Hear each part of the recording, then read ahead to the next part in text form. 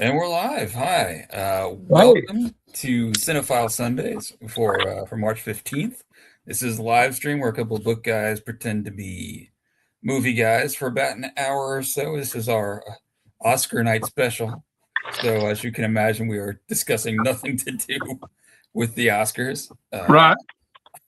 I had some of our regular viewers saying that they were probably going to miss because they're watching the Oscars, but they're lost. They're lost. But before we get into it, Randy, have you seen any of the movies that are up for the Best Picture or anything like that? Not only have I not seen any of the best picture nominees, and I have a list of them.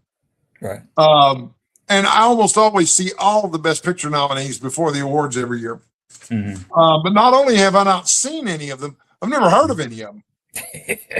I've got a list. You know, I make a lot of lists. I do a lot of writing. You know, and I've got a list, and I've got all the films downloaded to my television, ready to watch. But yeah, I don't know what any of them are. Not a clue. Right. All right. Well, I've seen Sinners, and just yesterday I watched One Battle After Another, which is based on a Thomas Pynchon novel. So. Okay, so I take it back. I have heard of One Battle After Another, and it was directed by P.T. Anderson, wasn't it? Yeah, exactly. How was it? Well, I'm a fan of. I like generally. P.T. Anderson fan. Yeah. So anyway, although I like his earlier, funnier movies. Yeah, me too. I mean, he's kind of funnier lately than earlier, I guess. I don't know. I love Magnolia's real laugh.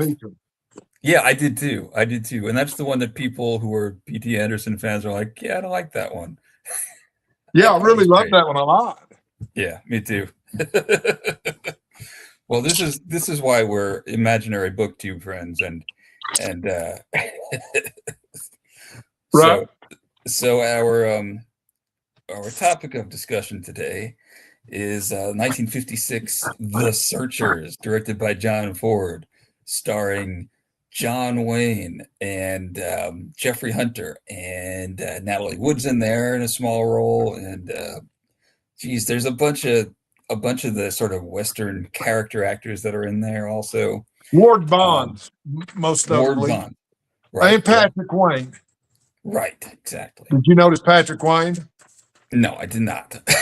Patrick Wayne's scenes with Ward Bond are absolutely hilarious. Patrick Wayne is John Wayne's son. Okay. And towards the end of the movie, there's the scene where he shows up with a message for Ward Bond, and he's like, all right. And he keeps interrupting him. What does your pappy want, boy?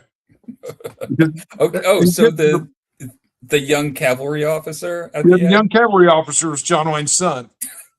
Hey, remember there's a scene where John Wayne asked him, he says, turn around for a second. And he turns around, he says, yeah, I thought you were a Yankee cavalry.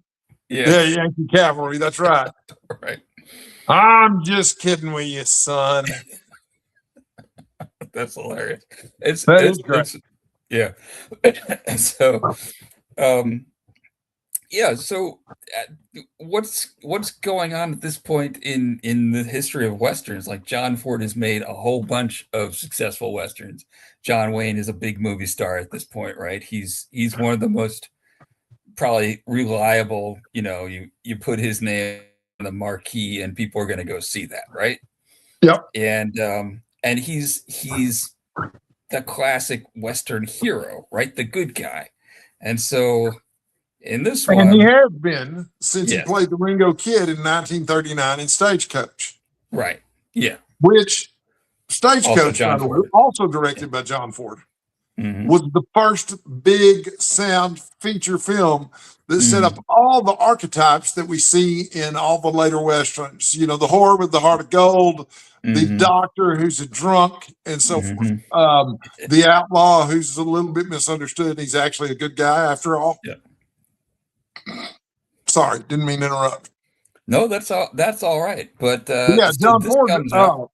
Yeah. Well, and Ford had directed John Wayne. John Wayne was no you know, he wasn't a star until 1939 when they made Stagecoach. But he had starred in dozens, if not hundreds, of movies at that point that were silent films.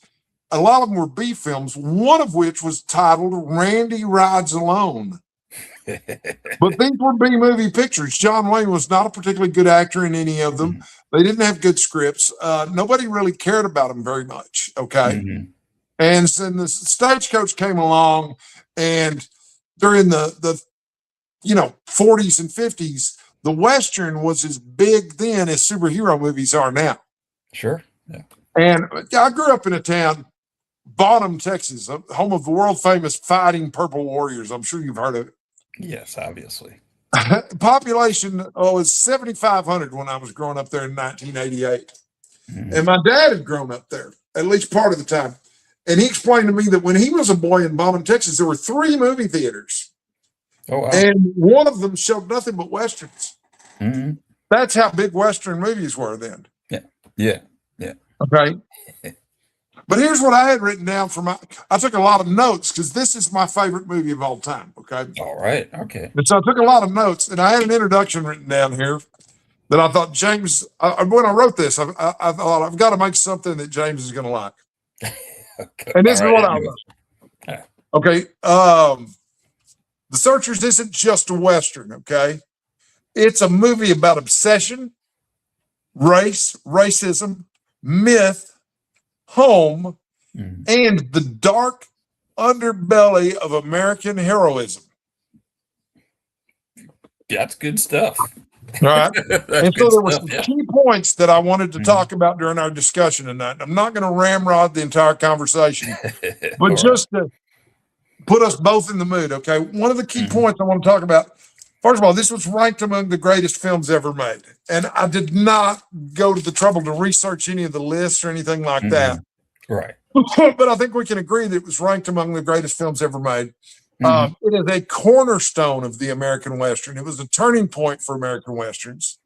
And it has influenced Steven Spielberg, George Lucas, and Martin Scorsese in ways that you may or may not realize. The reason it's a turning point for the Western at the time, okay, so up until this point, Western heroes were Western heroes. There were white hats, there were black hats, there were cowboys, there were Indians. It was really easy to tell who the good guys and the bad guys are.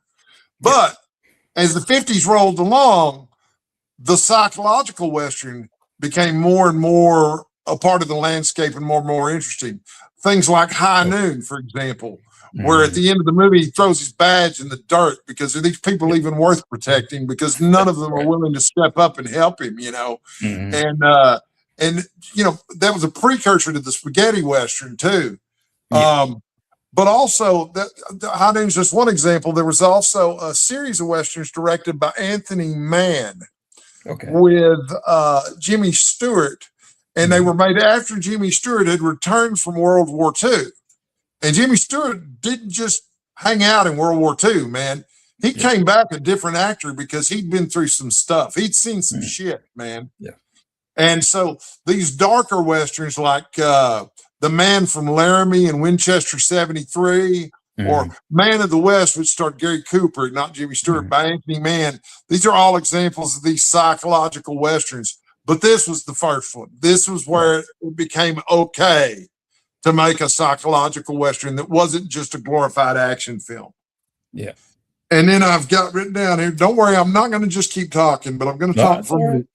This combines an epic scale. It was made in Monument Valley, which we'll talk about in a few minutes because it's just, it's a character in the movie as far as I'm concerned. But it combines that epic scale with, it's also a horror movie. It's a moral horror movie. Okay.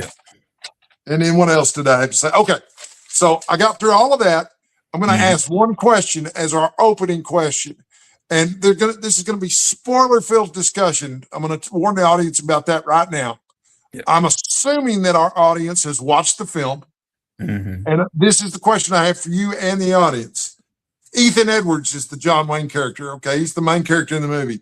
Is Ethan Edwards a hero? Or is he the villain of his own story?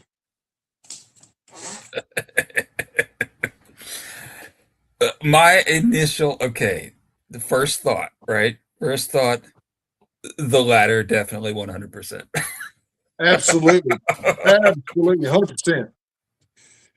And that's why when I say he was such an influence on George Lucas, we're talking about Darth Vader here. Sure. Yeah. This is a cowboy Darth Vader looking for redemption, in my opinion. I don't think he's looking for redemption, though. It doesn't. No, he's seem not like... looking for redemption, and Vader wasn't looking for redemption either. Redemption finds him. Right.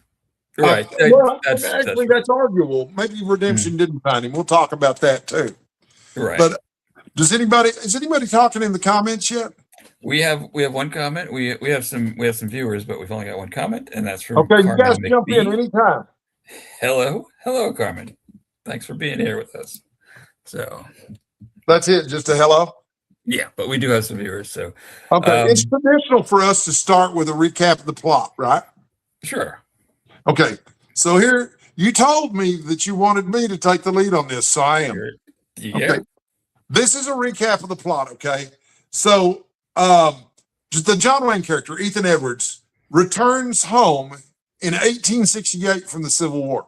Now, of course, we know the Civil War ended in 1865. Where has he been for the last 3 years? We don't know. Right. But we do know this. He's still wearing his Confederate uniform. We also know that he's got bags of freshly minted gold that look like they haven't been in circulation yet. And so he's got a mysterious past. He's probably an outlaw. Okay. He has a medal that's from Mexico. That's from the Emperor of Mexico. Now, did he win it or did he get it from some other way? Right. So he comes home and he's reunited with his family, and they're all wondering where he's been. So he's got a brother, he's got a sister, and they've got 2 daughters. And this is going to be a bare bones plot because I'm going to go through it character by character as we discuss this. But the Comanche Indians set up a raid on the Edwards household. Right. They do this by distracting them by attacking a different household.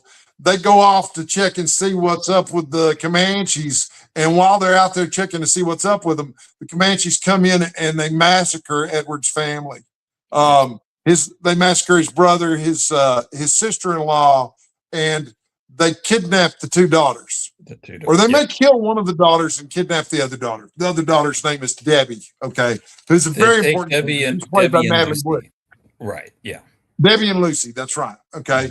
So Ethan also has an adopted nephew who's played by Jeffrey Hunter, named Martin Hawley or Martin Pauly. Martin Pauly. Okay.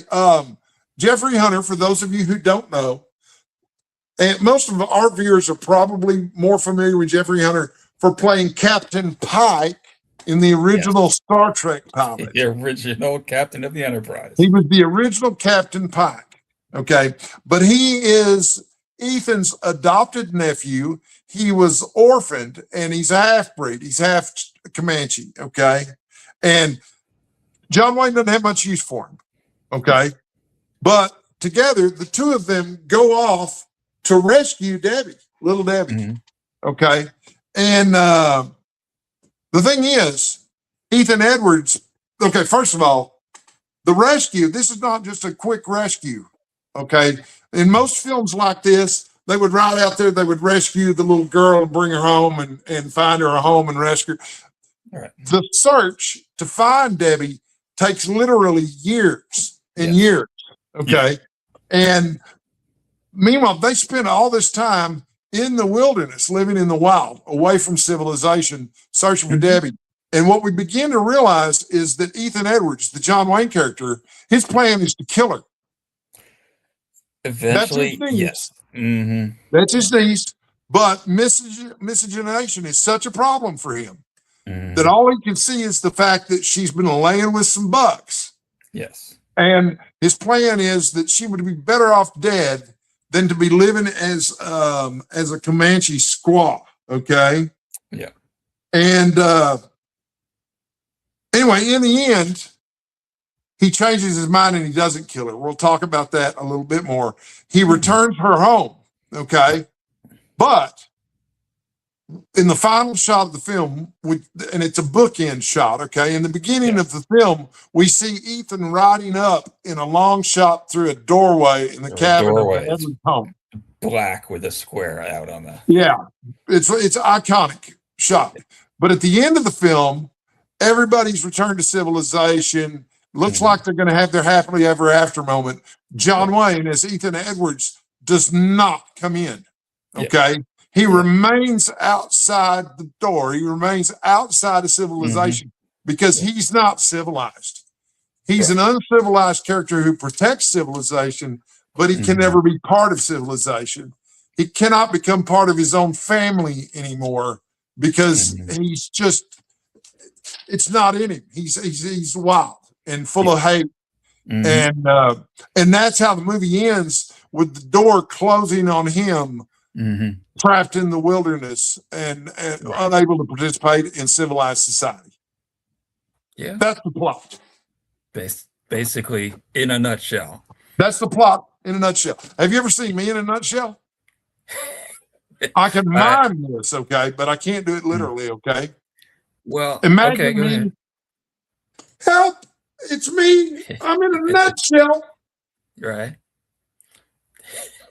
Come on, that's funny. Randy, that is funny. I'll tell you what, I could be about it in a nutshell, and I'd count myself the king of infinite space. So there Very nice. If it weren't for bad dreams. I wouldn't have any. We have a couple of comments. We have Patricia H is here. Hello, James and Randy. Hello, Patricia. Thanks for joining. And we have Nancy Stevens. I don't think I've know Nancy Stevens, but the character of Marty is the moral center of the movie. That is correct. That's what I have in my notes too. Yes, very good, very good. You've been cribbing from Randy's notes. Thanks for joining us, Nancy. Yeah. Well, it is kind of in now what you said about what usually happens in a Western. They go off, they find the missing woman, they bring her back, everyone's happy, and it's wrapped up in like a week or something. Right. As this movie gets started, right, they ride off with a big bunch of guys. It's a genuine posse, and it's led not by Ethan, but Ethan's kind of in charge, but it's the Texas Rangers, right? And it's this guy who comes in wearing a top hat, and he's not just the Texas Ranger, but he's also the local minister. And there's a great scene where he comes in and sits down at the head of the table, and Martha brings him a donut and some coffee, and it's like, even in the Old West, the cops like their donuts. And that's right. And so they go off to track down these missing cattle, and while they're distracted, they come back, and there's just the destruction, right? Which is George Lucas does in the first Star Wars movie, right? When Luke's coming home to the destroyed homestead. But so they come back, and then they have the funeral, which we could talk about that because it's fantastic. They're singing "Shall We Gather at the River," and Ethan's standing right next to him going, put an amen on it. We got to go. That's right. Yeah, he wants to get the search started. He also wants to get started. Yeah. About the Star Wars reference, we also see that in the prequel too, when Anakin destroys the Sand People's camp out. Oh, sure. Yeah. Well, I mean, that scene resonates in both Star Wars films. And right. So, but I was going to say, there is a point where, like, for a while watching this movie, and as I said, I don't think that I have seen this ever before in its entirety. So where I'm like, well, this is going to be a regular kind of thing. And then when I realized it wasn't a regular kind of search, well, first everyone drops out except Ethan and Martin, and it's just the two of them. And it's like, this is different. And then you see them in the winter time. Yes, the whole thing. That's one of the reasons we know so much time is passing. Right. It could be a week or something, and a couple of people get killed, and then you see them wearing different clothes, and the snow is falling on them, and you're like, this is not going the way they hoped. That's right. Right. But Martin is hanging with him. Martin, Ethan. He won't leave. He's given So Martin wants to keep going because he was raised by Lucy. Well, not Lucy anymore. It's Debbie. Debbie was basically his youngest sister. You know, they were Yeah. not blood relatives, but they grew up together. And Yeah. so this is his little sister that he's trying to save. Yeah. And He's a Native American who was raised by whites. he's 1/8 Cherokee, Randy. Yeah. Which is 1/8 too much for Ethan. Yeah, that's what he said. Is he a Cherokee or is he a Comanche? It's Cherokee. Okay. And his family were killed by Comanches, I think is what it was. And Ethan found him as an infant. That's right. Ethan's the one who found him. Yeah, but he doesn't think that makes him a good person, so he doesn't want any credit for it. No. Ethan also, is a strange guy. He doesn't want to be uncle to a half-breed. Mm-mm. No, because don't he's call a me uncle. Don't call me anything. Yes. Yeah, he said, "Don't call me uncle. I'm not your uncle." Right. What am I supposed to call you? Ethan is my name, isn't it? That's right. And I mean, there's so many things that are not fully explained. And I know you want to talk about this a lot. So tell us about some of these kind of homecoming scenes where Ethan is like, he wanders in from the desert, and they're all sitting down and having dinner, and then Martin comes in, and Ethan just has nothing nice to say, not even civil to say to him. Oh no, right? He's just awful to him, isn't he? And and he's not very nice to him throughout the whole film, even though he's been traveling with him for years. Yeah. And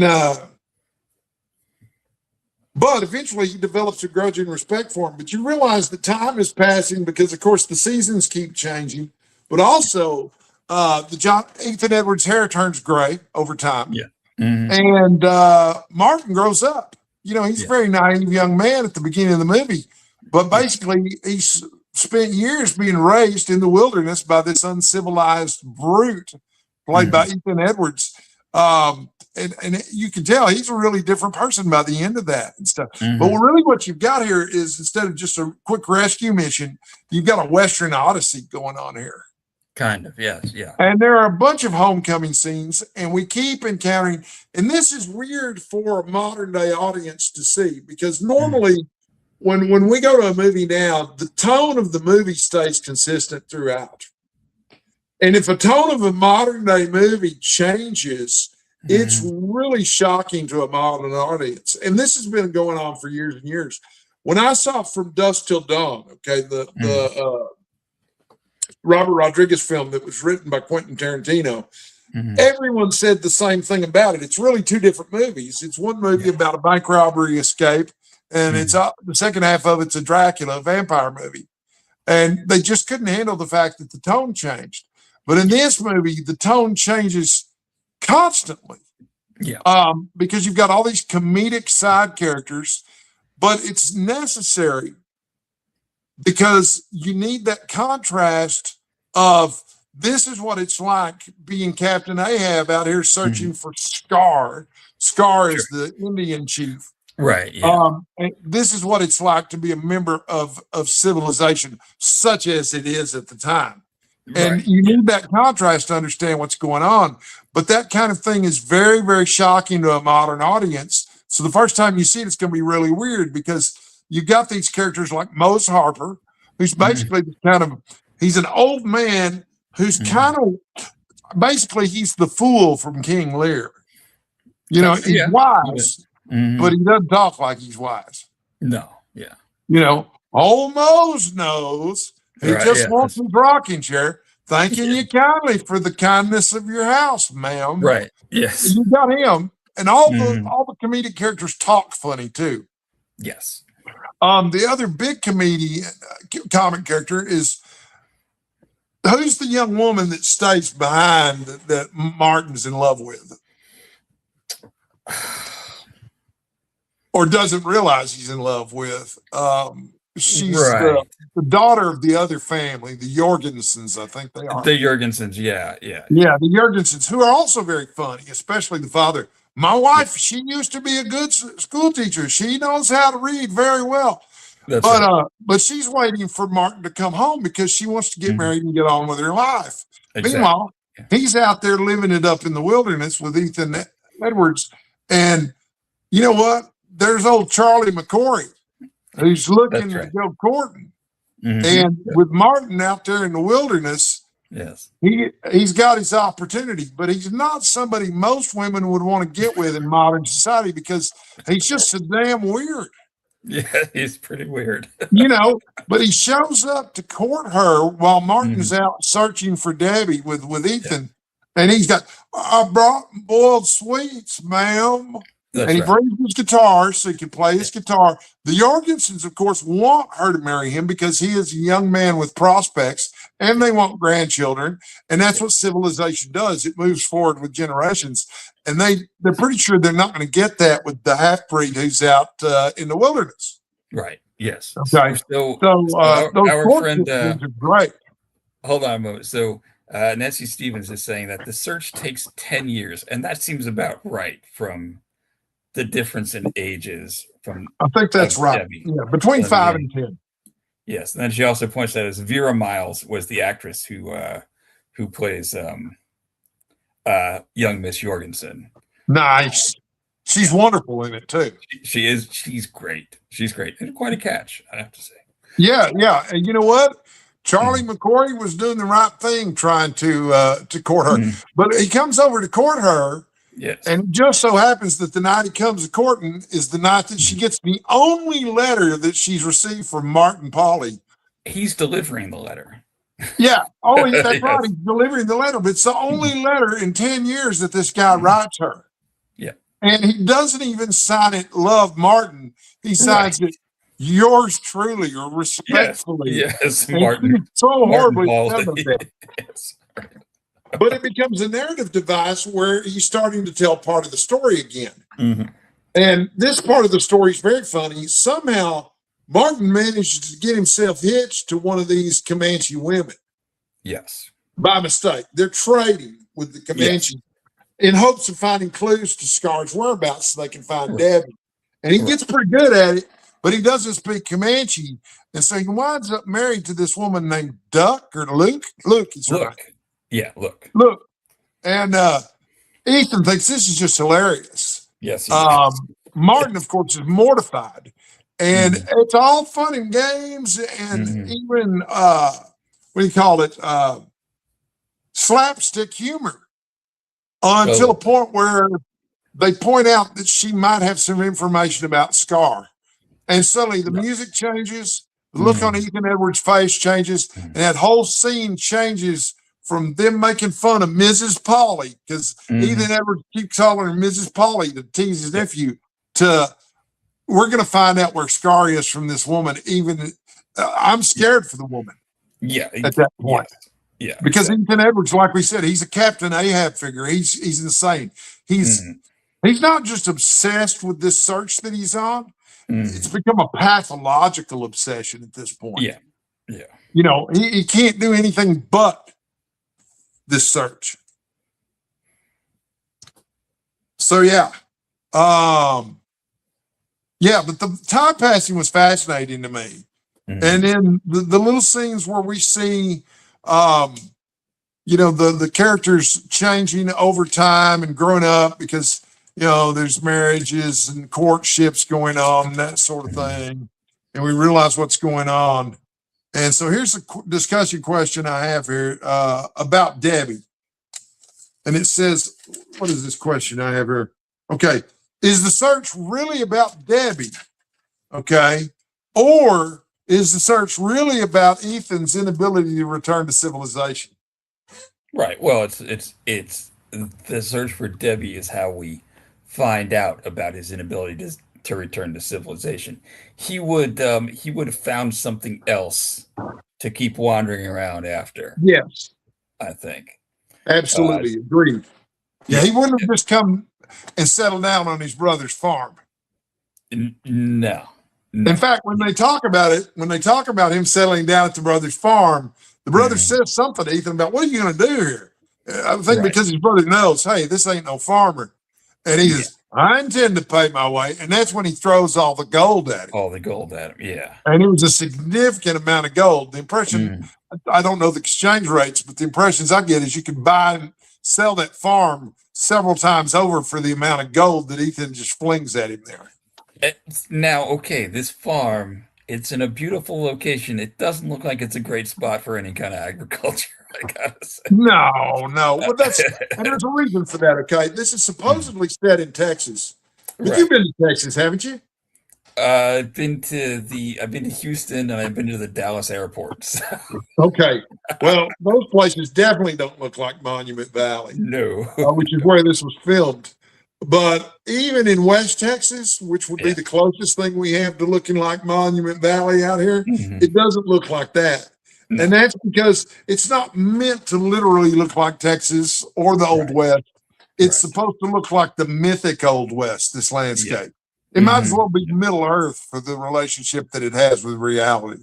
Well, yes, and what even like the very first that scene when she's opening the door, like that's what you see is like on the right and the left, those two enormous mesas, and it's like, well, I know where this is from seeing other westerns, but and then at the end, the final battle, I think, is like in the exact same place.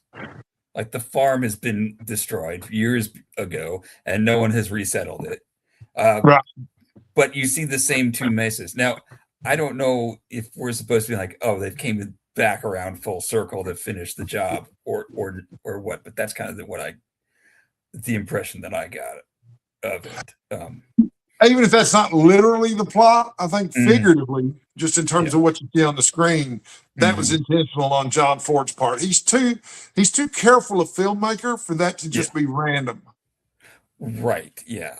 And apparently they had to run special electric lines and lay custom train tracks and everything to film in this remote location. So, so And he this was filmed a there all big the time. It production. was his favorite Yeah, place to film, Monument yeah, Valley. yeah, yeah. Um, s- so we now when you talk about the Mythic West, there's a lot of ways in which this kind of like encapsulates a lot of other like Western kind of subgenres, right? Because you have, the posse and you have a bunch of guys riding around, you have one lone guy riding around, you have going to Mexico because they go Yeah. all over the place. They go to Mexico, they find buffalo, the cavalry comes in, and Oh, the scene where he's killing the buffalo is yeah, incredible it is. because And there's a scene where it's winter yeah, and they need meat, and Ethan starts shooting the buffalo, but then yeah, he gets angry and he goes yeah, into berserker mode, is what I think of it hmm, as, and yeah, just starts killing buffalo after buffalo. And Martin's like, yeah, "What are you doing?" He says, "I don't want these buffalo to be here to feed any more Comanches." yeah, yeah, exactly. And that's Um, crazy. it Okay, when is. you get to the point where you're doing that, you've Mhm. gone nuts, man. Yeah, exactly, exactly. Yeah, Which this is, in my opinion. Have you seen a lot of John Wayne movies? I've seen a handful. I'm not a big John Wayne fan. Okay, well, I'm from Texas and I grew up watching westerns with my dad, and I've seen practically every John Wayne movie ever made. And I can say this with complete confidence, Yeah. and anybody can disagree with me in the comments below if they want to. This was, I think, John Wayne's finest role, and Mhm. not just by a little bit, but by far. Right. His best Right. performance and his best character. He's really shows some range, and when he comes out of the canyon where he's found Lucy's body, where he went Yeah. in there by himself and he buried Oh, her wrapped up in his Confederate jacket, yeah.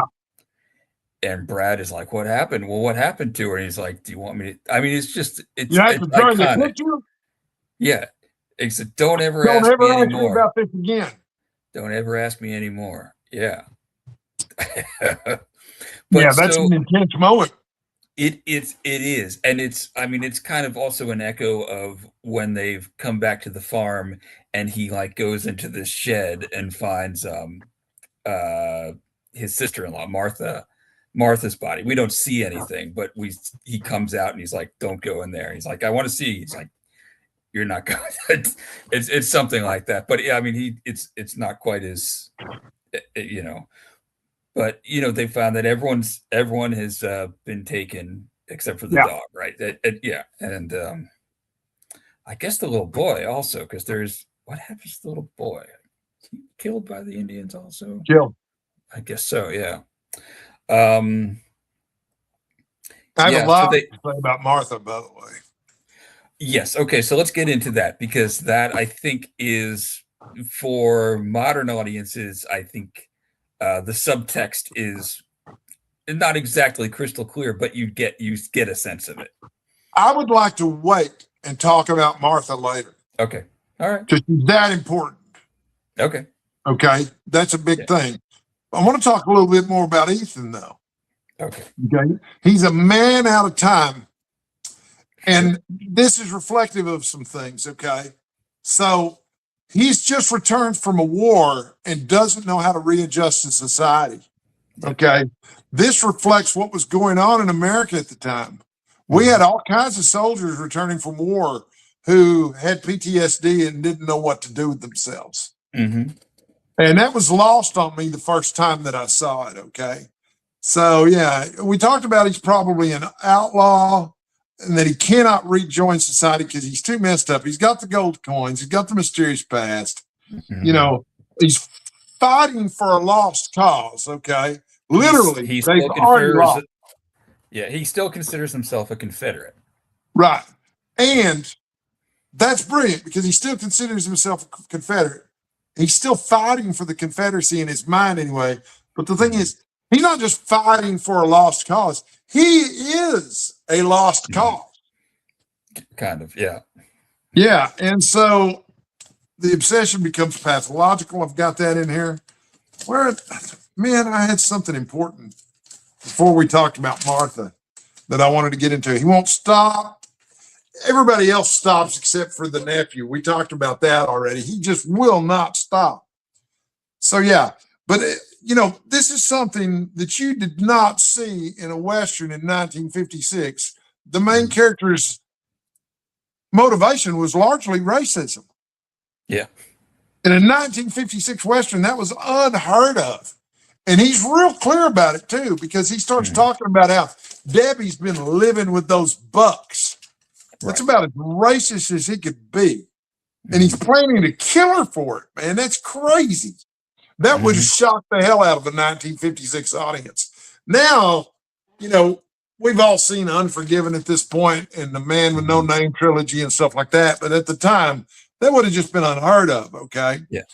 But, okay, so here's the discussion question that I wanted to get to before we talked about Martha, okay? Does the film condemn Ethan's racism, or does it just depict it? Okay, so there's a fair question. It's always, kind of. I think a lot of the time that is a fair question, and it's sort of unanswerable for a lot of works. Now, for this one, I wonder because by this point Ford had made a lot of movies with, cowboys and Indians, right? And just the fact that they're Indians makes them the enemy. Right. I have seen some things that purport that this is kind of, in a way, a movie where he is atoning for his past depiction of the Native Americans, right? And by no means do you think the Comanche are the good guys in this movie, right? Right. But they're not, an anonymous horde of, stormtrooper types, right?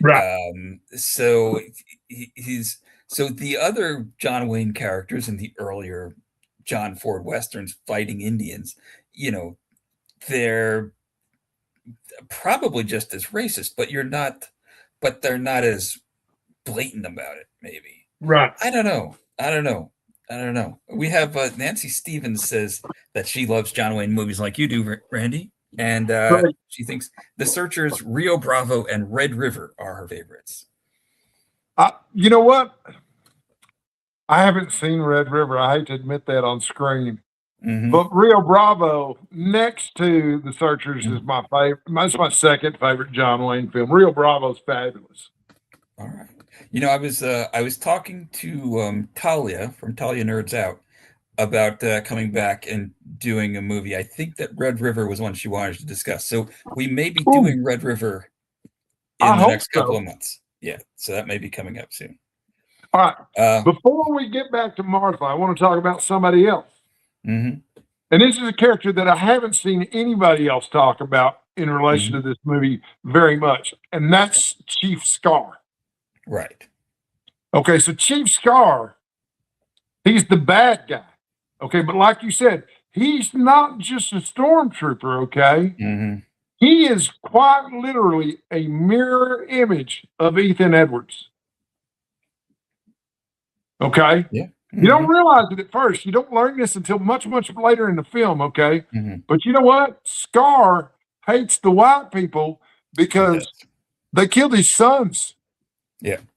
He didn't kidnap Debbie just because he wanted to be a jerk. He kidnapped Debbie as revenge. He's a racist too, and he feels like what the white people have done to the Comanche warrants his racism towards the white people, just like Ethan feels like what the Scar and the Comanches have done to his family warrants his enmity towards them. And it becomes even more obvious because when they finally do face off, you know, they're like this on screen. Right. And at the beginning of the scene, John Wayne says, "You speak pretty good English." Yes. And then at the end of the scene, Scar says, "You speak pretty good Comanche." Well, they say the same thing to, he says, "Someone teach you."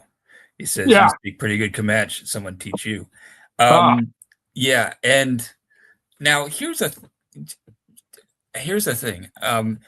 The Comanche language was like a common language. Like, so a lot of the other Plains Indians and people who dealt with them learned Comanche, and sort of like English is in a lot of places today.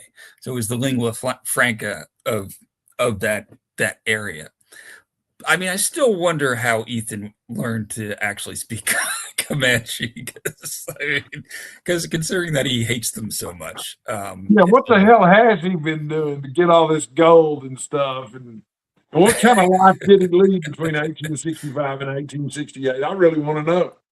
Yeah, let's look at a couple of comments for a moment. So Carmen is saying, does Ethan have to be a lost cause, or is it just that he chooses to be, rather than to have to deal with looking honestly at himself? Well, that's a good question, right? I mean, people were not as in touch with their feelings in the Old West, Ethan had easy access to a therapist. No, he didn't. Which means it's time to talk about our sponsor. Yes, BetterHelp. BetterHelp.org. I'm just kidding. That's not really our sponsor, and I don't really recommend it. No, we tried to make the same joke. Okay. Nancy Stevens says, Scar is very smart. He studies his enemies and learns what he can from Debbie. Well, yes, he is. And he's been out there, on the plains, leading his group for a long time, and he has, of course, the literal scar to prove it. And here's Talia, we were just talking about. Hi, joining in late. Thanks for joining us, Talia. Hey, Talia. So yeah, Scar is pretty interesting. We don't get a whole lot of him, but he's not nearly enough of him, frankly. But that just kind of makes him that much more sinister, doesn't it? Right. You just see a little bit of him. You see it. You see him like across the river, kind of in the distance. And it's like, oh, there he is. He's a scary figure, but Ethan Edwards is a scary figure too. Yes. Yeah, exactly. You have to get back, if you can separate yourself from the fact that this is the Duke, okay? Ethan Edwards is a scary character. Yeah, no, definitely. All right, let's talk about Martha now. Okay. I want to hear what you have to say about Martha's subtext. Okay, I'm going to get into Martha. I'm going to respond to a couple comments before we okay, great. These are about what we've just been talking about. Talia says, Not that Ethan would have taken advantage of a therapist if he had one available and it was socially acceptable. Yeah, no. True that. You can't tell him anything. And then she says, sometimes seeing a villain too much can lessen his effectiveness. Yes, exactly. It's the show thing, right? Yeah. All right. So Martha, there's not a lot of her, right? But she is a presence throughout the movie. But she's the first person that we see, right? Because when it's her who opens the door in the beginning and is looking out and sees this lone figure wandering in from the desert, they have this greeting, which is kind of intimate in a way, but also standoffish, right? And he goes in, and then we learn she's married not to him, but to his brother. Right. And his brother is the landowner, the farmer. He's got this big spread. Yep. Out in Monument Valley, and he's got a family, and Ethan remembers the family, or he remembers Lucy and mistakes her for Debbie, right? Because he's been gone so long. The girls have grown up, and there's just like this kind of strange distance between the two of them, but there are also moments where they kind of look at each other lingeringly, like they're clearly, maybe there's not a past, but they have feelings about each other that they are not expressing. They're not saying what is. And the same goes for for Ethan and Ethan's brother. I don't remember his name, but there's awkwardness there too. It's a little more, male and joshing and boastful, but there's some weird distance between them. So I think the subtext is probably not that they messed around with each other, but they at least loved each other at some point, and maybe still do love each other. But they know that nothing can ever come of it because she's married to his brother. Okay, so I'm with you almost 100%, but I'm going to take it a step further and disagree with you in part. Okay. And one thing I want to point out is that John Wayne is definitely way better looking than the guy she's married to. Yes, that's true. He's way better looking. But in terms of picking a husband, the guy you want is the guy with the farm, not the guy who can't get over the fact that we lost the Civil War. That's definitely true. Okay. And there are these lingering looks between these. And you and I talked offline about the fact that John Ford was a master of telling stories without dialogue. Mm-hmm. So all of this interplay between Ethan and Martha is told without dialogue. It's how they look at each other. Yeah. Okay. So, and there's a scene where the Reverend Texas Ranger guy, Ward Bond, is at the kitchen table with a very disapproving look on his face while he's eating his donuts and coffee, while Ethan and Martha are sharing a moment. Okay. That's pretty clear. But also, okay, there's a difference, okay, with Ethan's relationship with his two nieces. Yeah. One of the nieces he's much closer to than the other, you can tell. He dotes on. Yeah. Okay, Debbie. Yeah. The one that gets kidnapped. They both get kidnapped. Doesn't one of them die? Yes, they both get kidnapped. One of them gets killed. Right. And he finds I got it out of order, but yeah, okay, so this is my theory based on what we've seen here. And there's also a scene where after Martha is killed, Ethan kisses her shawl. Yeah. In grief. My theory is that they did have an affair. And Debbie's his daughter, not his niece. Right. So think about the layer that adds to the film. Okay? Yeah. Now his racism is so bad he's going to kill his own daughter because of it. Not just his niece, but his daughter. Yeah. Yeah. That to me is like, I didn't notice the lingering looks between the two characters or that anything was going on between them the first 4 or 5 times I saw the movie. The first 4 or 5 times I saw the movie, I was like, oh wow, look at that. Yeah. but after watching it 4 or 5 times, I was like, wait a minute. Yeah. They're in love with each other. Yeah. Those two are in love. They're in Mhm. love just as sure as Shane is in love with the woman in the movie Shane, and Yep. he's got a friend, they're obviously in love too. There's a love triangle there too, but it's not like this one. That's right. That's right. Join us in 2 weeks when we're talking about Shane. So yeah. So yeah, but man, to me, that's one of the most incredible things about the movie is that whole subplot, that whole subtext is told with almost zero dialogue. It's all there on screen though.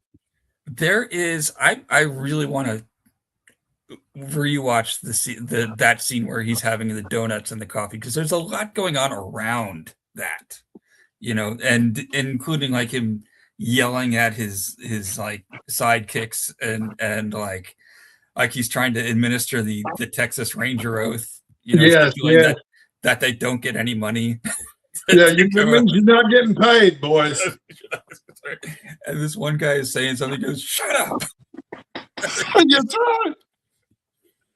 Yeah, that was great stuff. There's all this stuff going on behind him, and it's just, there's a lot there. I mean, that guy's fantastic, right? Okay, so there is probably some of that, right? And there's that sort of love triangle, and that's then echoed later on, right? And you say, who's the better choice of a husband, the guy who has a farm or the guy who's still fighting the Civil War, right? Obviously it's the guy who has a farm. And then when when Ethan and Martin come back to the Jorgensens and discover that Vera Miles is marrying Charlie McCoy. Is that McCoy? McCoy. McCoy. I don't even recognize my own self. He married a squaw. Yes. And I love that. Yeah. And right, so she has decided to go with this guy who's around, and I don't know what his job is. I guess he delivers the mail and he has a guitar, and sometimes he's a Texas Ranger. But that's better than a guy. That's right. Right. But that's better than Martin, who has written her one letter in 5 years and is becoming more and more like Ethan, which is not great, right? Right. Right. But they show up on the wedding night. Now, here's a detail that I thought was pretty cool. At the funeral, they're singing, I think it's "Shall We Gather at the River." Yes. And right before they set off on the search. And then at the start of the wedding, they're singing the same song. That's right. They have a very limited repertoire, the local musicians out here. And then later they play the Yellow Rose of Texas. At the time, too. Yeah. They probably didn't know a whole lot of songs. No, probably not. But they have a nice little ensemble there with a couple of guitars and a fiddler and an accordion. Anyway, let's see. Talia says that Ethan and Martha were an item before Ethan's brother married her. Yeah, that was definitely the impression that I got. Talia also says Shane is as much a bromance as it is a love triangle. Maybe so. We'll talk about it. We're going to talk about that next week. And Talia says, I'm not sure I completely agree that there was an affair between Martha and Ethan. I think it's more a longing that is intense because it was unconsummated. That's kind of what I lean to. I think Randy is leaning the other way. But, and I think that's a valid interpretation. Mm-hmm. I think it's up to you. Mm-hmm. I think it's deliberately left vague enough that you can decide. Yeah. Because a 1956 audience, they're not gonna want to think that badly of Ethan Edwards. Right. He's still the hero of the story, in a manner of speaking. Yeah. Yeah. The hairball theory, says Talia. is Martin actually Ethan's son? Ethan has a point where he says that he recognizes Marty's mother scalped in an Indian camp. This is what I wanted to talk to. Thank you, Talia. This is in the script. Let me find the quote, because I saved this because I wanted to talk about this. He says, I wasn't gonna speak of it. This is Ethan talking to Martin. But I'll tell you now, did you notice them scalps strung on Scar's lance? Martin nods. Did you see the third scalp from the point of the lance? Long, wavy hair. Martin says, I saw it, and don't try to tell me it was Aunt Martha's or Lucy's. Ethan says, you don't remember it, but I remember. That was your mother's scalp. Martin's, okay, and then he says, I didn't want to tell you, but maybe it's your right to know. That's great. Okay. Right, so what does that mean? What does that mean? Because we're told that Ethan finds Martin after a Comanche raid, kills his family, and he saves them from other things. So Ethan also apparently knew Martin's, at least his mother, right? And recognizes a scalp that's probably 25 years old. And he knows the language really well. And he also knows. And where did he learn it? Right. They even ask him where he learned it. Right. This is what makes this such a great film. Because you know what? I'd never thought about this before, and I've seen this movie countless times. And I've been trying to figure this out. Thank you for bringing this up, Telly, because I've been trying to figure out what is that supposed to tell us? Is that supposed to be a clue that's brilliant, that Ethan is related to Martin in some way? Well, here's more evidence. Okay. Even though Ethan keeps denying that they're blood related, towards the end of the movie, he starts writing out his will. Yeah. And he leaves everything to him. And he claims in the will, he mentions, even though I don't have any blood relatives living. That's right. But he's lying, isn't he? Right. Because he has Or he could be. Right. Yeah. That's amazing. Absolutely amazing. So I want to make a quick comment about Martin Pauly, too. I don't want to talk too much about Martin Pauly because I don't think he's that interesting. But I will say he's obviously the moral center of the movie, and he's the audience surrogate. And it is interesting to watch him change and grow as a character from this really naive kid who really desperately needs acceptance to basically a grown man who's more than willing to stand up to Ethan and say, "You're not gonna kill her. I'll stop you." Yeah, and right. He means it. Yeah, he does. He means it. I believe him. I believed him. Completely. He sold me. And and this is that leads me to something else, dude. Yeah, that'll be the day. That's right. That's repeated at least half a dozen times in the movie, and that's one of the scenes where it's repeated and stuff. But that literally is where the song comes from. Oh, the song was inspired by that line in that movie. Isn't that great? That is pretty great. I mean, another Texan, so there you go. Yeah. But the great Buddy Holly. Exactly. So when he says this, that he would kill him, and Ethan has got like his arm is all bandaged up. Like Ethan is clearly in a diminished state, let's say. Yeah. But still, it's not entirely clear that Martin would get the better of him. No, I can see Ethan taking him. It's amazing. These guys have been like riding together for years, and they still like Martin can't trust this guy. Right? No, because he's nuts. He's Captain Ahab. He's nuts. He's completely. It'd be like trying to trust Khan. Right. Khan. The scene with the where they're camping out and they've went to this storekeeper who says he knows where Scar is or where Debbie is, and they give him some money, and Ethan is like, he knows, but he doesn't share with Martin that this guy's gonna come and try and kill us and take our money. he just knows because he's also a no good scoundrel, and he's like, this is how Yep. this guy's thing. This is what I would do if I were him. And when he kills him, he's ransacking the body to get his money back. Martin's like, "What are you doing?" He says, "I'm getting my money back. What do you think?" That's right. That was greatness. That was a great moment. Yeah.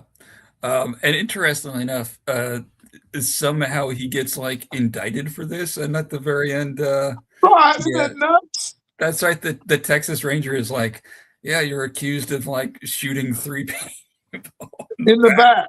Yeah. That's right. How on earth they would have tied that to him? Who knows the forensics they had out there in the Old West? Well, Never you know, underestimate. Yeah. I like to picture an Old West version of Jack Klugman and Quincy doing the forensics work. That's right. Yeah. Yeah, I love Quincy. Wasn't that a great show? It was. So yeah, so that's what I was talking about. Didn't Ethan use Martin as bait in that scene? Yeah, he did. He sure did. He makes a dummy Ethan, but he doesn't tell Martin about what he's doing. That's great. I mean, they could have made a dummy Martin as well. Why not? Yeah. Okay, something I pointed out in an observation in my notes that Ethan saves his family in a sense by bringing Debbie home. But he's so far gone, he has no family of his own. Right. Because he ain't going to therapy, man. He's not going to go sit on the table, sit on the couch in Bob Newhart's office and get right after this. You know what I mean? Yeah. That was an interesting thing. But that's part of the theme of the show. And that's why at the end of the movie, when Debbie comes home, you know, you got the bookend scenes that we talked about at the beginning of our video where, you know, they come home and you see her enter the house through that door, and then the other people are entering the house. Everybody's returning to civilization except John Wayne, who's standing outside, turns his back to the door. Yep. And then he's doing this very specific scene where he's holding his arm like this. That's a Harry Carey move. Harry Carey was an actor that John Wayne admired quite a bit, and he copied that mannerism from him directly. See, and I thought it looked just kind of like awkward. He's like, God, now what am I going to do? Right. Yeah. Well, I'm sure that's what he was thinking. I'm sure he's like, it's like, yeah, what is he going to do? Yeah. He's like, oh. I have a theory about that too, about what he does. Okay. I he like changes his name to William Money, falls in love with a woman named Claudia, and goes starts a pig farm. Okay. You've seen Unforgiven, right? I have seen Unforgiven, but it's been a while, so it's a reference to Unforgiven. And it's only partially joking. I think I've written down a list of movies that were influenced by this, and my theory, my premise that William Money, the Clint Eastwood character in Unforgiven, is who Ethan Edwards would have found himself to be if he had tried to rejoin civilization. It didn't fit very well. Okay, I see what you mean. I see the connection. Yeah. Just didn't fit very well. And when we talk about Unforgiven, we can talk about the fact that William Money is named Money, and that Little Bill Daggett is named Bill, like Dollar Bill, and that the $1,000 that Greeley paid for the pool hall is exactly the amount of money that they put together for the bounty to kill that young cowboy. That movie's all about money. Here's another one for you, Randy. Remember, there's the English character in there. English Bob. English Bob, and you know what Bob is? No. It's an English slang for a pound. Wow. More evidence that I'm right in my theory. That's wonderful. English Bob, what a character. Yeah, he's fantastic. So you can add another to your list of movies that I references to the Searchers. The current Academy Award nominee that we were talking about earlier, One Battle After Another. There's a pretty similar character in that movie. I won't say anything else. There's probably a lot of people haven't seen it, but I think on BookTube maybe more people have seen it because based on a Thomas Pynchon book, but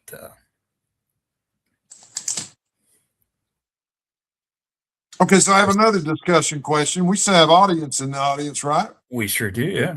Let me throw this out at the audience, and this is an uncomfortable question for some of us, but probably not most of us. All right. Does America outgrow men like Ethan Edwards, or is America built on men like Ethan Edwards, or both?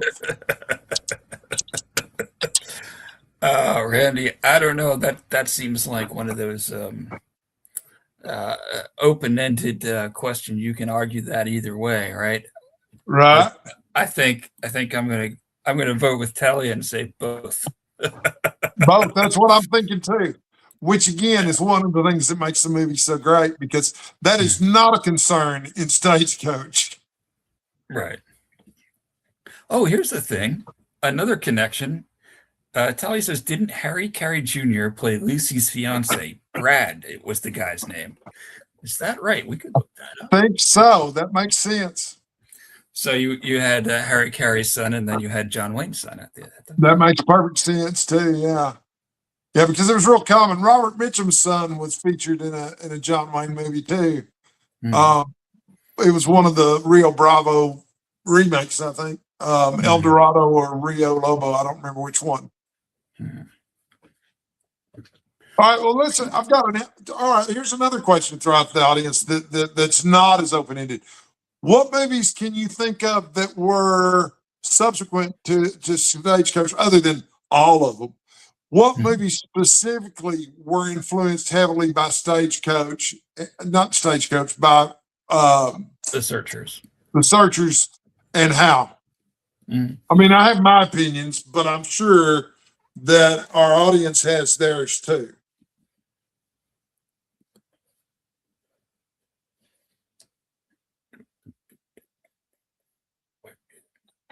Anyone? Bueller? Well, Nancy Stevens says, yes, he played Brad. So, okay. So confirmation of that. So other movies that are references to The Searchers. I'll tell you, any movie involving people being kidnapped and being searched for, right? So you've got Haken, I suppose. I suppose you could say Last of the Mohicans. I'm holding this up wrong. But this, of course, this book was probably more of an influence on the movie. Right. Obviously, chronologically speaking. I haven't seen the 1990s movie of Last of the Mohicans, but probably there's some of that also.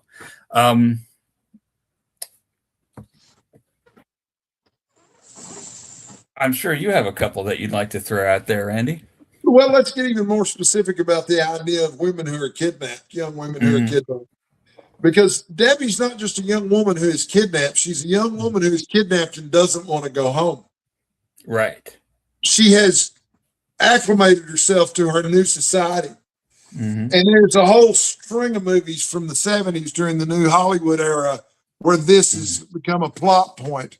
One of which most people don't think of and most people haven't seen, called Hardcore, starring George C. Scott. Oh God. Have you seen it? No. I've seen parts of it, yes. It's great. But Hardcore is a movie about a man who he's from the Midwest somewhere, and I don't remember which religion he is, but I remember it's one of those branches of Christianity that believes in predestination. Maybe Seventh-day Adventist or something like that. But I could be totally off base about that. My theology is lousy. But his daughter winds up disappearing to California, to LA. And she's gotten involved in crime and drugs out there and becomes involved in the porn industry. He wants to find her and take her home. So he poses as a adult filmmaker, a porn director, to find her. And that's the funny part of the movie, is his makeup and his disguise as a porno director with the crazy mustache and stuff. But then when he does find her, she's got no interest in going home to the Midwest. Right, yeah. Just like Bunny Lebowski, the Big Lebowski. I was going to say, how are you going to keep them down on the farm once they've seen Carl Hungus? Yes, I was going to say Bunny. But if and then obviously there are echoes of this in lots of things like the girl who got rattled section of Buster Scruggs, um, which has people traveling by stagecoach and Yep. uh, the fear of Indian abduction is a major point in that. Um, and even going back to the 1700s, white women being abducted by Indians and raised as Indians, absorbed into their society was a major point of literature, right? There were lots of Right. books, not just The Last of the Mohicans was like kind of the reason that book made sense to people was because they'd read so many other stories about captivity, they called it, right? Um, Well, I'm going to point out Taxi Driver. um, Travis sure, Bickle yeah. is an Ethan Edwards type character who takes the Ethan Edwards madness even further because, of course, all the time we're watching Ethan Edwards, we're still seeing John Wayne. We're still loving John Wayne. But Mhm. man, when we watch Travis Bickle, dude, man, we're just uncomfortable. Right, yeah. But Scorsese himself said that he based Travis Bickle in part on Ethan Edwards. Right, yeah. And he rescues the yeah. So I guess that makes sense also, sure. Let's see.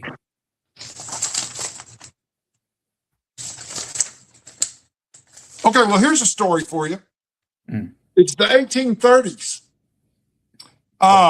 The Texas Rangers have a big battle with the Comanches. And as part of the battle, a little girl gets kidnapped by the Comanches. Her name is Cynthia Parker. She's 9 years old. Mhm. She's raised as a Comanche. Mhm. And after about 20 years, she's probably 29, 30, 31, she has a husband. She has kids. She's forgotten how to speak English. She's been Okay. completely assimilated by their culture. There's another big battle with the Texas Rangers. They kidnap her and return her to society. And she hates it. She's got no interest in coming back to the white people's ways. She dies heartbroken, missing her husband, missing her children. Yeah. One of her children was named Quanah Parker, the last great Comanche Indian chieftain who was so famous for negotiating with the U.S. government. Well, how about that? That was the real life event that The Searchers was based on. Okay. Wow. How about that? How about that? It was apparently a big thing that the Comanches did that they were kind of known for was abducting women and raising them as part of their tribe. That is really interesting, Randy. Yeah, isn't it fascinating? Well, when I first researched that and found that out, I was like, Cynthia Ann Parker, why do I know that name? Why do I know that name? And then it said Quanah Parker, and I was like, oh, wow. I've got a whole list of discussion questions for the audience. Number one, I'm not gonna just rattle all these off, but number one, I am gonna read off. Is Ethan redeemed at the end of the movie? No. I don't think so. You don't think so? No, I don't think so. I mean, okay. If you're of the mind, and I think we are supposed to be of the mind that he is planning to kill Debbie, he has that change of heart at the end and doesn't, and he lifts her up, right? And he lifts her up because he's going to dash her head into the rocks like she's a sacrifice to God. I didn't think so. That's what it looks like happens. He lifts her up, and I think he's going to dash her head against the rocks, and he changes his mind. And he says, let's go home, Debbie. Right. Yeah. I cry every time. Right. Okay. Waterworks every time I see it, man. Okay. My interpretation, you're probably right. I'm probably wrong. My interpretation, he sees her, he's going to just kill her in whatever Ethan way he's going to do. But he sees her for a moment as the little girl, and he picks her up like he would the little girl if he was picking her up. That was my second question. Did he change as a person and become better, or did he just hesitate? Right. You Yeah. seem to So think he just hesitated, and I think that's probably it too. I kind of think so. Talia has thoughts. She says, I don't see Ethan as redeemed. I don't think he was going to kill her once he realizes that she is not so assimilated into the culture. She isn't completely lost. Right. Yeah. Because she still speaks. She still understands English. She still recognizes her brother. I think he She looks hesitated. just like Natalie Wood. Yeah, exactly. Yeah, that's right. You know, he looks about as far from Native American as I can imagine, you know. Well, because she's clearly Puerto Rican. Yeah.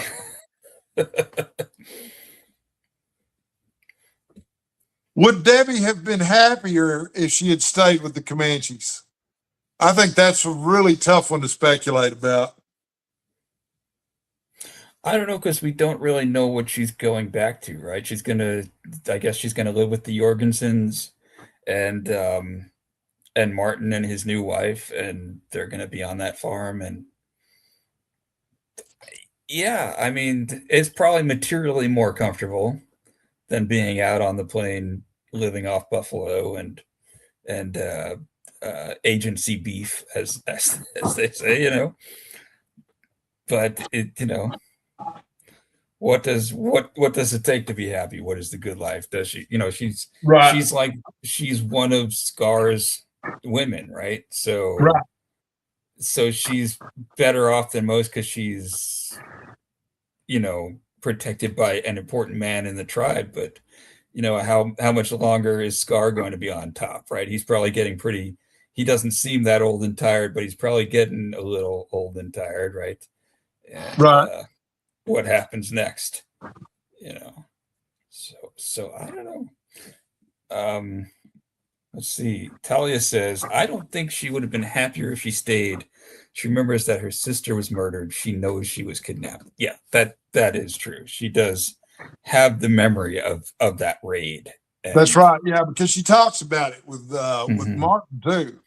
Yeah. He's like, yeah, I remember being kidnapped, but this is my life now. Yeah. But that doesn't necessarily mean that's what she wants. All right. So here's a question. And I think most of us are going to have a real similar answer to this, but I'm not sure how comfortable an answer this is. Mhm. Do we sympathize with Ethan Edwards in spite of everything?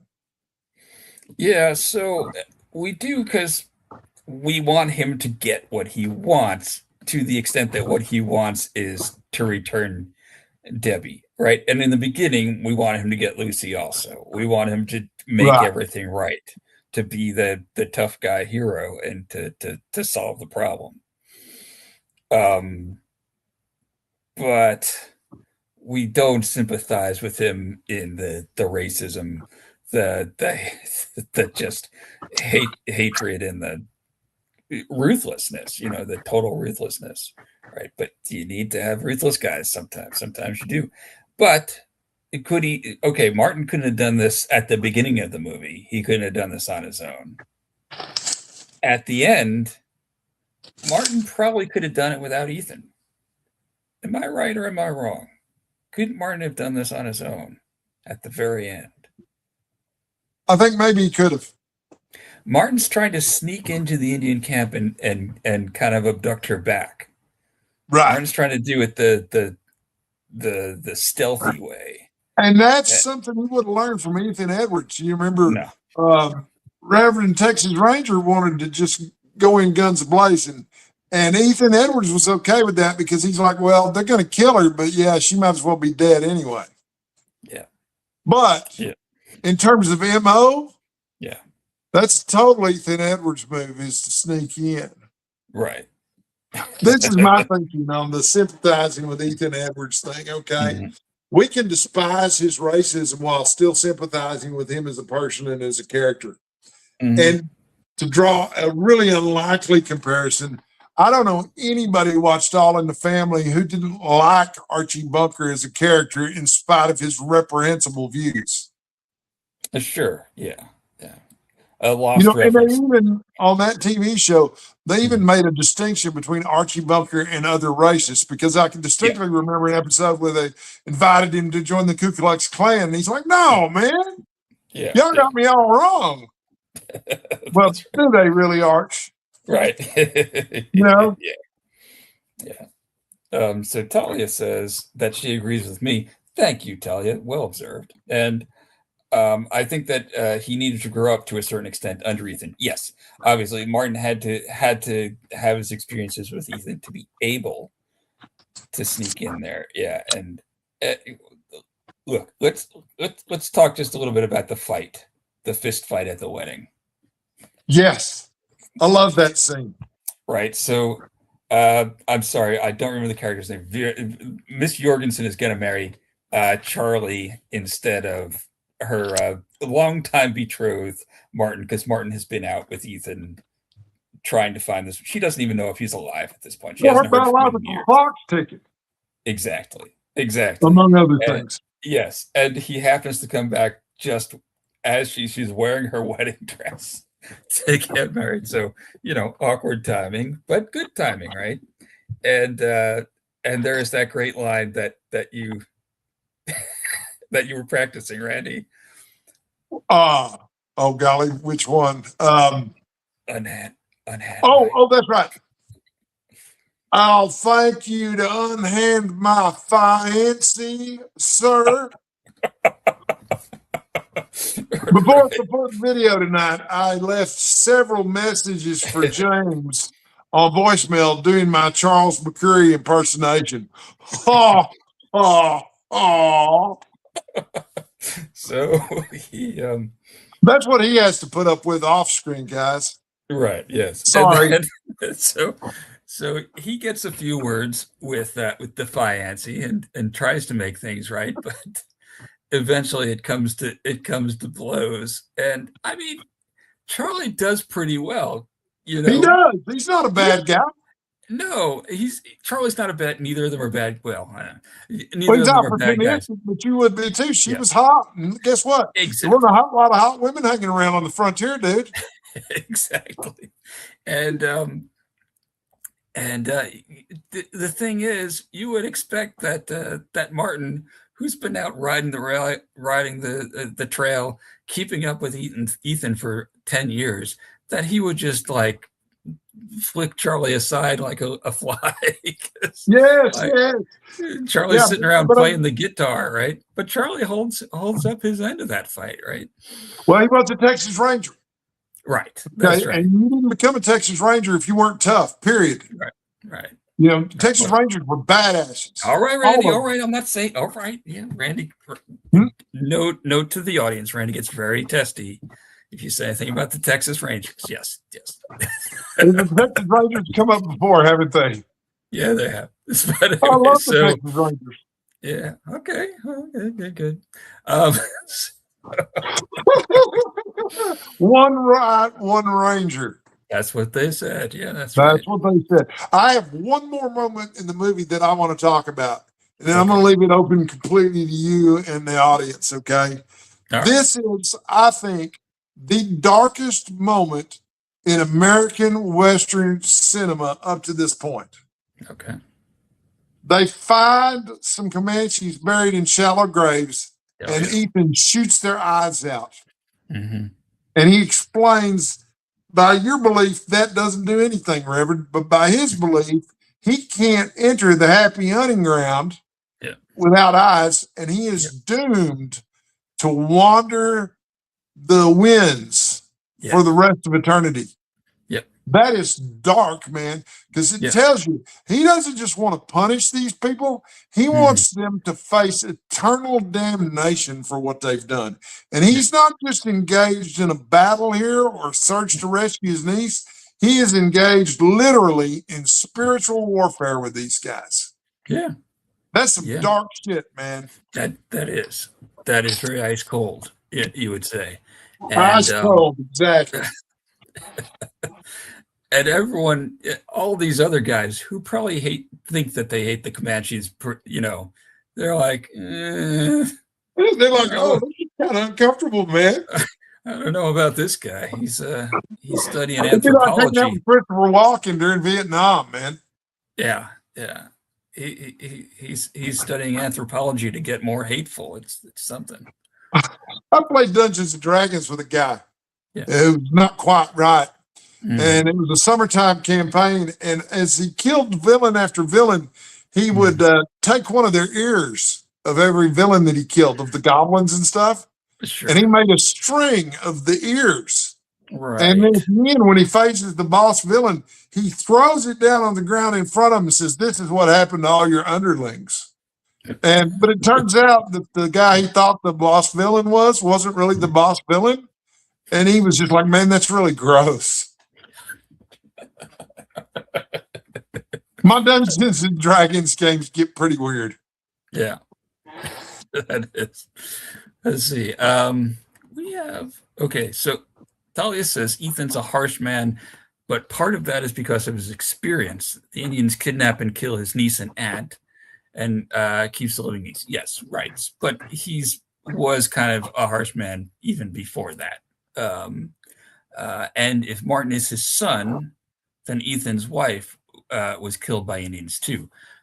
Right. So this was something Randy was speculating on, that maybe Martin was his son by. No. So Randy was saying maybe Debbie is Ethan's son. Well, think about the layers there. If Debbie was his son and Martin if Debbie was his daughter and Martin was his son, no wonder he's acting like Captain Ahab, man. Who wouldn't at that point? Exactly. He's already a wacko. Yeah. You know, most Confederate soldiers went to California and turned in their sabers, but he's like, "I never turned my saber in." That's right. You know, I mean, he's already a little off kilter to begin with, and then you throw that on top of it. Come on now. Let's see. How can one not mimic Festus or Moses in this movie? Moses also great. Moses so great in this movie. Thanking you very kindly for your hospitality, ma'am. That's right. He often says the right thing. And there's that scene where Ethan says that blithering idiot over there might have a point, and Moses says, "Well, thank you kindly for the compliment." That's right. Or when I love the part where Martin goes riding back, and Ethan says, "These horses need rest. They need grain. They water, and it's 40 miles back." And Martin's like, "Ah, to hell with all that." And then a little while later, you know, his horses collapsed, and they go riding by, and he tells him, he says, "You'll mind your Uncle Ethan next time." I love that. Oh, Moses still got a horse. Yeah. Crazy as he is, his horse didn't collapse. Yeah. Charlie has a reason to be peeved. Lori chose to get engaged essentially out of spite against Marty. Thank you. Lori is her name. Yeah. And yeah, that's right. She kind of did. That leads back to Ethan's hate, which argues a very personal hate. If Marty is indeed Ethan's son and the Comanches killed Marty's mother. Yeah, I mean, exactly. And for the use of your rocking chair, right? Yes. Well, I love that. Yeah, that's all he wants in life is a rocking chair at the end of the movie. That's his idea of civilization. Sit by the fire in a rocking chair. Yeah. Doesn't sound too bad. I'm not ready for that yet. It actually doesn't sound too bad. Well, it's about 9:30, so we've been going for 90 minutes. It's been a really good talk here about The Searchers, but we should probably wrap it up. Let me just say we have some upcoming streams we're going to be doing on March 15th. No, that's today. On March 29th. That's in 2 weeks. We're doing Shane with Greg. I'm looking forward to that. Yeah, we're doing that with Greg from Ghost Reviews in the Sky. Then April 12th, I know Randy's looking forward to our conversation with Jenny Jables about Fitzcarraldo. Big time.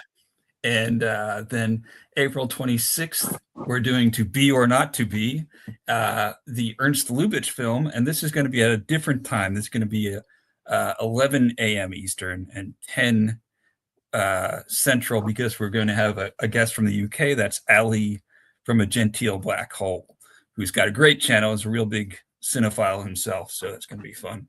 We get to talk about the Lubitsch touch, as they call it. That's right. And sometime, we haven't scheduled it yet, but we're going to have Talia on to talk about, I think, Red River probably. So that's going to be fun too. I can't wait. Talia's brilliant. Yeah. So everyone, thank you for joining us, and we'll let you go. Thank you all. Y'all subscribe to James's channel, by the way. It's the best thing on YouTube. Well, everyone's already subscribed to Randy's channel, which is the greatest work of art, including opera and ballet and sculpture that I can think of. So, well, thank you kindly, sir. All right. Well, my rocking chair is calling. So thank you, everybody. All right, fun, guys. Thanks again. Stay sexy, BookTube.